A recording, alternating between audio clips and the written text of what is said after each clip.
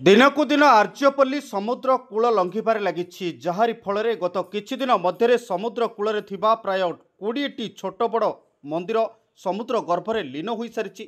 आगामी दिन में आर्यपल्ली पंचायतटी समुद्र मध्य भासीजा नहीं पंचायतवासी भयभीत होती। गंजाम जिला छत्रपुर ब्लॉक अंतर्गत आर्यपल्ली समुद्र कूल एवं कूल लंघिबार लगी।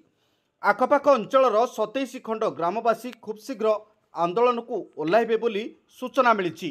शनिवार हरिपुर ग्राम निकट में थिबा रघुनाथ मंदिर परिसर में आर्यपल्ली ग्राम्य कमिटी सभापति लेंका एरिया अध्यक्षतार समस्त मत्स्यजीवी मानक हक निमते गंजाम जिलार समुद्र तटरे थिबा 27 खंड ग्रामवासी को नहीं एक बैठक अनुष्ठित होईछि। आसंता 24 तारिख आंदोलन को ओह्लाइबाकू निष्पत्ति नेइछन्ति स्थानीय लोके।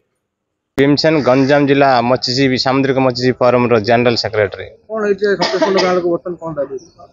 देखु आपण माने पूर्व निष्पत्ति जोड़ा कि गोपालपुर पोर्ट निजर व्यवसाय वाणिज्य करने दक्षिण पटे जो समुद्र मध्य पत्थर बंद कला से दिन 2009 मसीहा आम उत्तर पट थी ग्राम गुड़िक आर्यपल्ली पंचायत छत्रपुर ब्लॉक गंजाम जिलार कूलखाई ग्राम प्रति विपद सृष्टि करिबारु हमें बहु बार जिला प्रशासन राज्य सरकार पोर्ट मैनेजमेंट को लिखित अभियोग प्रकार देले मध्य कौन सी प्रतिकार नथिबारु आमे बाध्य होई गत मार्च मासरे आमे सांबादिक सम्मेलन रे द्वारा जणाइथिलु।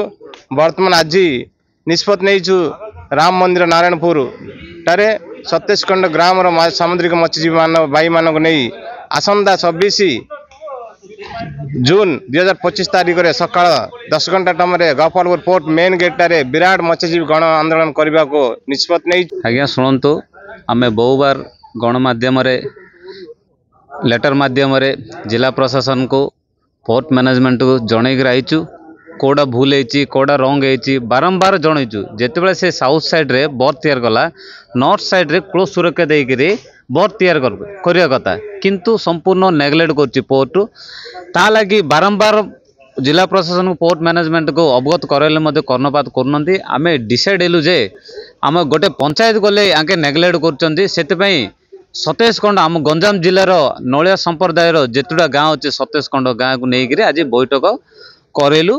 तापर 24 तारिख आम जो स्ट्राइक बोली घोषणा करूँ से स्ट्राइक आम बसवाई निष्पत्ति नेलु।